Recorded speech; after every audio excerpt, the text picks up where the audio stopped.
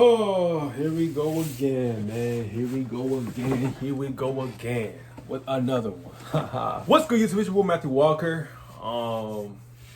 aka your friendly neighborhood YouTuber, just Matt. And we here with another Larry Bird vid, man. And this one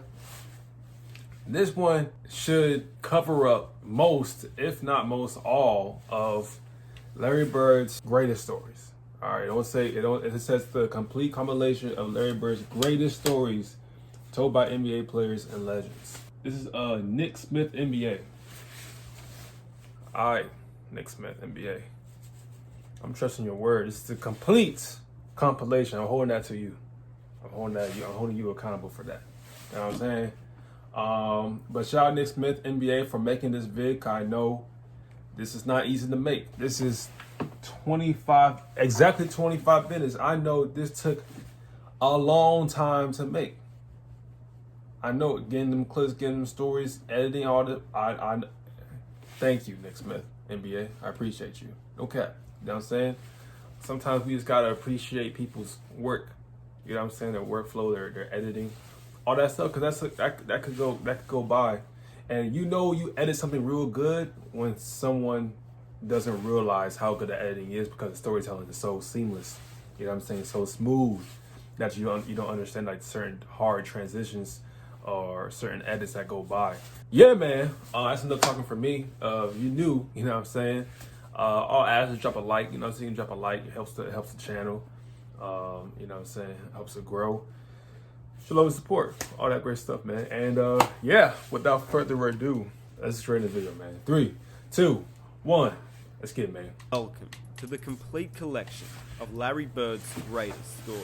Welcome. The first episode of this series was an episode on Kobe Bryant, the complete collection of Kobe Bryant's greatest stories. If you haven't seen it or you did miss the upload, feel free to watch it on the channel. But the amount of support on that video was incredible, and I really just want to thank all of you guys for that support. Kobe was someone who meant a lot to me, as he did for, I'm sure, all of you guys too. I remember that. And hopefully that video did him justice. 500%. Today we're looking at Larry Bird's greatest stories. Kobe. And because these videos take such a long time to make, the only thing that I ask is that if you enjoy this video, you can please hit that like button. Subscribe if you do enjoy the videos, because I got you, bro. my channel out. I'm like right now. And also comment down below who would you like to see for episode 3. We've done Kobe, this is Larry Bird, which player should I do next? Without further ado, welcome to the complete collection of Larry Bird's greatest stories. Let's get it, man. Well, you had the Bird night. I had the Bird night. That was a tough night, man. Now, there's some stories I already know, but this is an overall, like, all the complete. So he was not a nice guy. He talked to everybody. He was talking trash all the time, man. What fun. And they called a timeout, and he turned around and looked at me and said, I'm going to score right here on you. And he came back out and hit about 10 in a row on me. And the last one was left-handed. And he asked me if my mother was watching. It just came out. Oh, that's messed up. We never shook hands. 13 years. Dang. 13 years. Well, you had the Bird night. I had the Bird night. I'm 20. Yeah, that was a tough night, man. Imagine me not the biggest shaking someone's hand argument for that 13 years out of my you only 20 scored years. 6 on me. But nobody was guarding Bird, were they? Well, we were trying. You were trying to. No, but when a guy is literally coming up the court, calling his shots, and Bird talked a lot of trash. And that's in New Orleans. That's in New Orleans. You were playing the Hawks, and it was one of those times they were playing some home games down in New Orleans. In New Orleans, I'll never forget that game. He was so hot, he started shooting threes with his left hand. And it was in a neutral site, and I know that Larry was always telling the ball boys, hey, go find out the scoring record. As he was getting taped on the tape table, he would always say, hey, go find out the scoring record in this gym. Going into that game, I thought there might be a ray of sunshine, because one of the bellmen told me that he had heard that Larry and a couple of his teammates may have gotten in a little bit late the night before. So I was saying, hey, maybe Larry won't have a real good night. Bird, the bomb. Bird, the fall away. Bird out of the left corner. The bomb is good. To say that Larry had a hot hand is an understatement without question. He was calling shots off the glass. Who's next? Where you want this one from? and he just made one after another. When he got to about the 55th point, you knew it was something special, even as a player, and that usually doesn't happen, but we were down so much at the time, you had time to realize the game. We're on the free throw line, and he's like, he literally says, left side, across the three, and you're listening to him, that's a tough feeling. That was the one game that I think he tortured Dominique. He saw Dominique as up-and-coming player, and he just tortured him mentally that game. He tortured all of them. I mean, it was mind-blowing. Man. I think Bird went by the bench one time, too. He fell in the bench. Oh, he did. Yeah. And he called that one. That was the one where he fell in it. He literally said, off the glass into the trainer. And, yeah, and so it was a bad night. It's going to be a three, and it's going to be awful decent. Then he said, who wants it? And I think Ricky Brown, I'm not for sure who it was, ran out after him. And he shot this high rainbow. It goes in. Ricky bumps into him and accidentally knocks him on our trainer's lap. So it was exactly what he said. Antoine Carr and Cliff Levingston got fined by Fratello, I think. And Eddie Johnson for celebrating. Celebrating Bird. Yeah, it was the best film session. Every time when I see Mike, we still laugh. God, it was the greatest film session ever, because back then you didn't have, you watched the real game and just went, with a video, and Mike rewound the celebration 20 times. He just kept, not the shot, he just kept rewinding it, showing the guys, you remember they're giving each other high five. And then somebody falls off the bench. Yeah, too. that was Eddie Johnson. Yeah. Eddie Johnson falls off the bench in laughter. I mean, everybody was entertained by this. Even the guys on the Atlanta bench. bench. They got fined for that, I heard. Yeah. That's wild. Watch the Imagine your opponents are like falling off the bench. Like they spectating you score, bro. This is your opponents. They're not supposed to like you. The session was 20 minutes of that. But they can't stand it, man. Larry, put on a show that night, and I mean, just to get the whole Atlanta bench going crazy on some of the shots that he was making down the stretch is a pretty good indication. I'm not sure I've ever seen that before. And we never shook hands for 13 years. You at the three-point competition, walking in the locker room. Who's playing? Did you really say that? 13 years? For a second? Yeah, I did. I sort of felt bad. Yeah, when you walked in and asked who was going to get second place in the three-point contest, when you walked in there, what were you thinking when you made that announcement to the room? Just messing with all those guys like you always did. Yeah, everybody? I didn't. I had no clue. I never really practiced. Me and Danny used to shoot some before we went out there. Everybody's sitting there. Everybody's real quiet. You really didn't. You knew the guys, but you never were around them. Three-point contest at the All-Star break, and Larry walks in and says, "I hope all you guys in here are thinking about second place because I'm winning this." Excuse me? Who were some of the guys in the competition at that time when you walked in? Who was in that field? Come on, Coach, you know. No, I don't really remember. Dell Ellis. Yeah, Dell. What's Hodges. the kid that's Yeah, Hodges. Leon Wood. And I'm sitting there with one of my teammates, Leon Wood. It was a great three-point shooter. Larry Bird comes in last. And nobody's really saying anything, so I walk in and look around, and it just came out. He says, "Who's coming in second? You already know who's going to win this." It was so quiet. It's cool to see everyone's perspective on the same event. That's cool. And I got lucky because I almost got beat in the first round. But what was the reaction after you said that? Like, oh, that's just Larry Legend, or did it get dead silence in there? It was silence. I think they were a little nervous. I like it. I think they were nervous. I had no clue I was going to win it, but that's just part of the competition.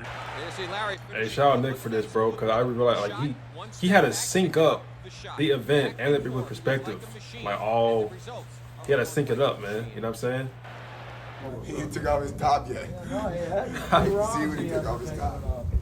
I tell you, it's hard to shoot out the Bird just made 23. And then the walk off with your hand up. I mean, come on, Coach. Come on. Well, I was struggling in that final round in Chicago. I know that. And I just got hot there the last 2.5 racks. When you're shooting them, you don't know what the score is. Right. But I had a feeling by the way the crowd was going, I had to make the last one. And when I let it go, I felt it. Sometimes you shoot them, you think they're going in, they don't. But that one there looked perfect all the way. So if it would have bounced out, I would have felt like an idiot. Well, but it went in, I got lucky and got the check and went home. Larry Bird! That was a cool walk-off. That was a cool walk-off right there, 17-15 defends the long-distance shootout crowd at Chicago Stadium.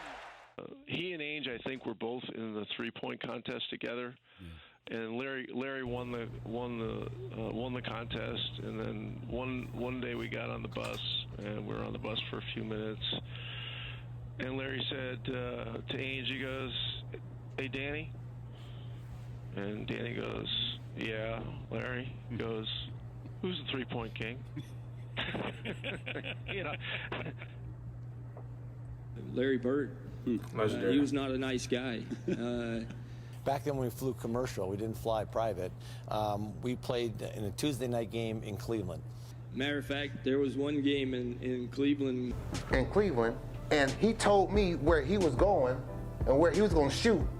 Nah, I won't hear about it. Okay. I won't hear about it. It was 91-92 season, and we was playing the Boston Celtics. It was Bird, McHale, Parrish, the great three, Ainge, and we was up 1. Okay. Where he was having a pretty rough first half, and in the old days in Cleveland, you walked off the court the same way at halftime, and I kind of puffed up on him and walked beside him and was like, "Yeah, you're 1 for 10." I was like, "That's defense, you know." And, he just kind of looked at me and said, "There's 2 halves." And he came back out and hit about 10 in a row on me.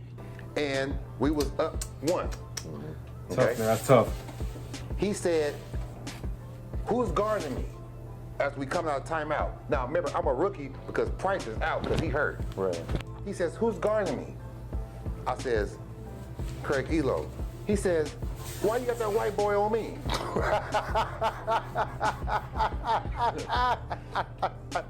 Don't put no white boy on me. He said that was the most. Now remember, Larry Bird is white. Right. And the last one was Larry Bird's left-handed, clear. and he asked me if my mother was watching. That's I think tough, the story bro. that sums up Larry the best was we had a game on Wednesday night in New Jersey.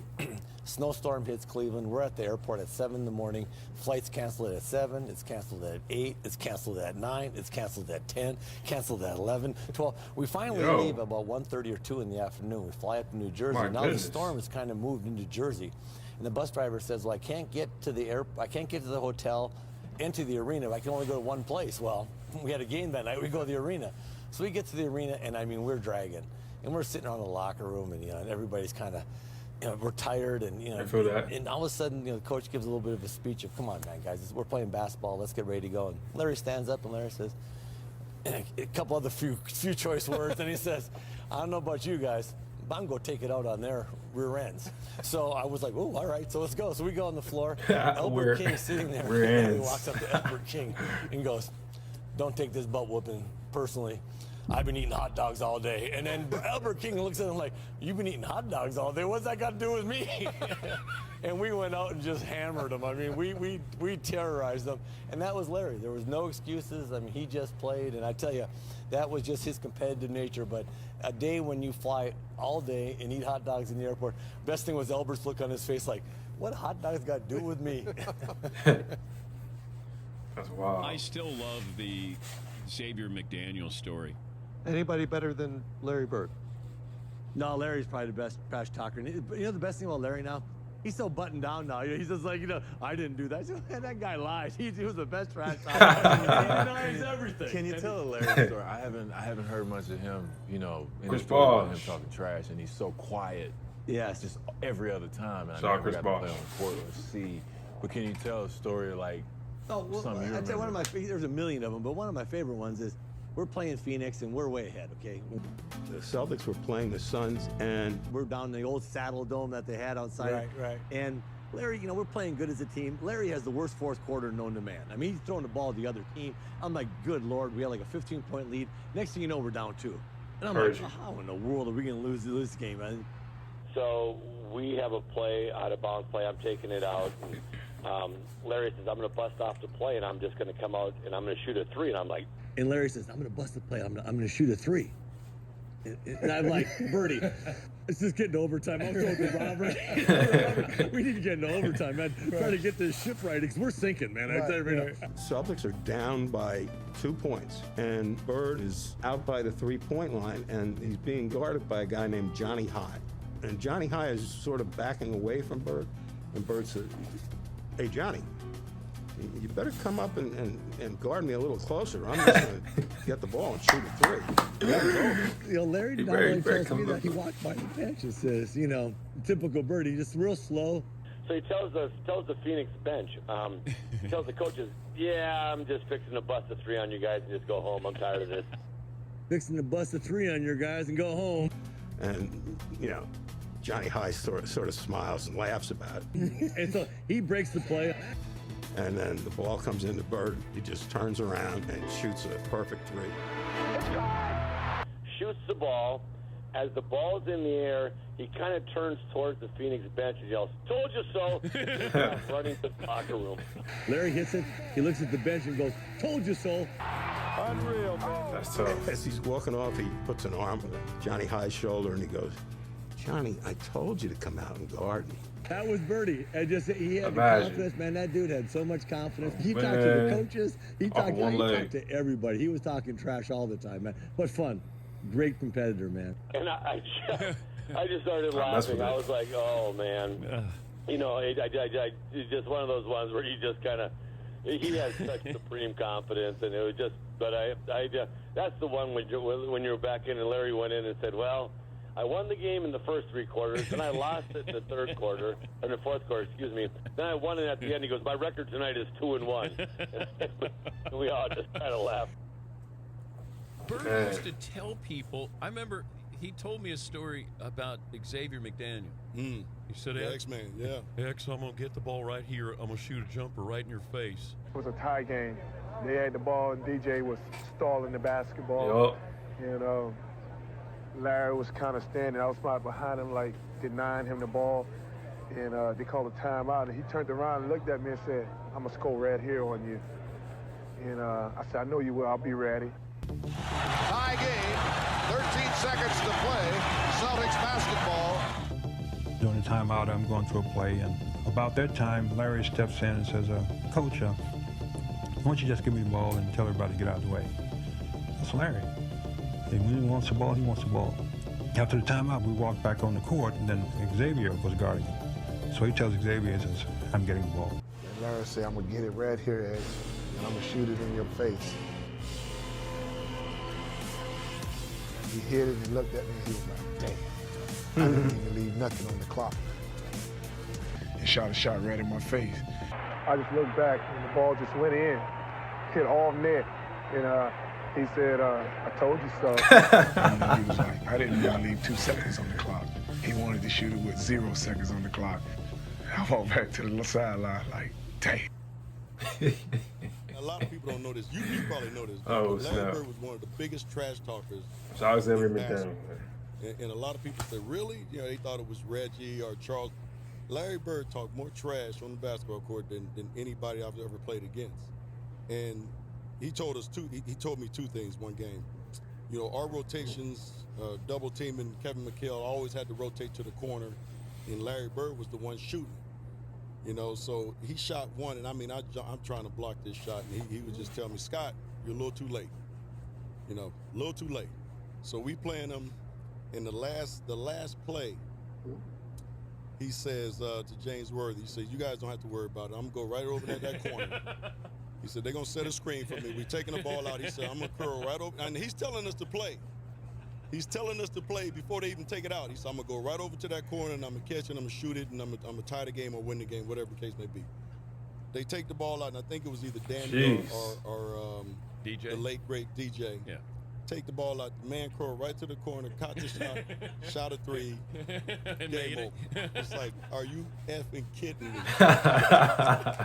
This is my Larry Bird story. It's tough, bro. go to shake his hand. I'm a rookie and playing against the Boston Celtics in the Boston Garden. And go shake. And Larry put both hands behind his back. He wouldn't shake my hand.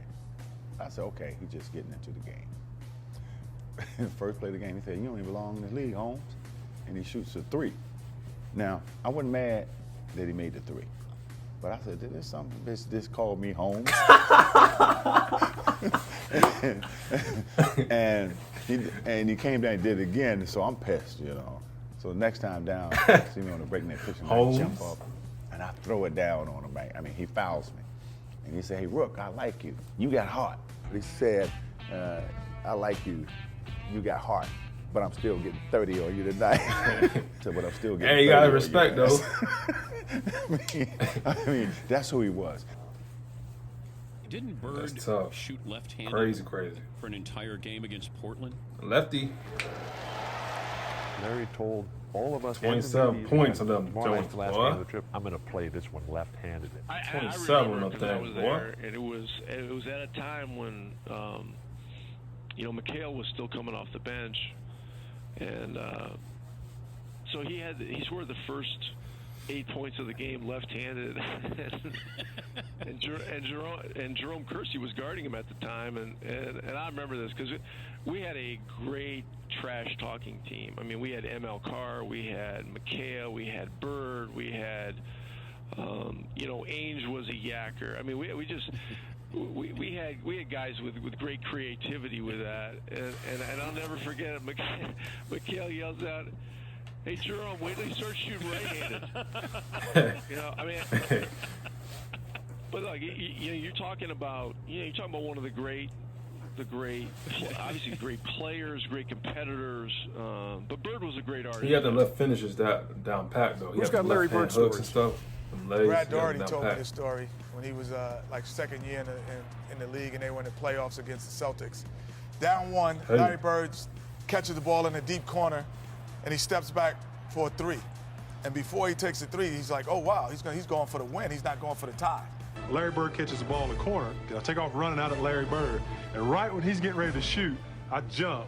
And he head fakes him. And as I go by him, he tells me, he says, fly, Bird. And as he head fakes him, now it's 3-2, he hits him on the butt with the ball. And then he shoots it at the buzzer. And the confidence that hit him on the butt as he flew by him trying to block a shot. Disrespect. And I go right by him, he shoots the ball, it's nothing but nylon. That's crazy. I remember the time when Larry got on the roll, like shooting the ball, every shot was going in. Hey. Goodbye, she's gone. I guess the 2-pointer was too close. When he ran by the bench, he goes, that's a heat check. Just see how hot I am. Heat check. He runs by Frank. He's the funniest guy in the league. And Frank is coaching, and Larry says to him, hey, Frank, don't you have anybody on that bench that can guard me? He goes, so nobody out here can. Frank looked down at the bench and goes, no. Imagine. Beyond an acute awareness of his own commercial potential, Bird waged psychological warfare at the drop of a ball. The 84 Olympic team was playing an exhibition game against a bunch of pros, including Larry Bird, and they were in the warm-ups. And a ball bounced down from the college end of the court to the pro end.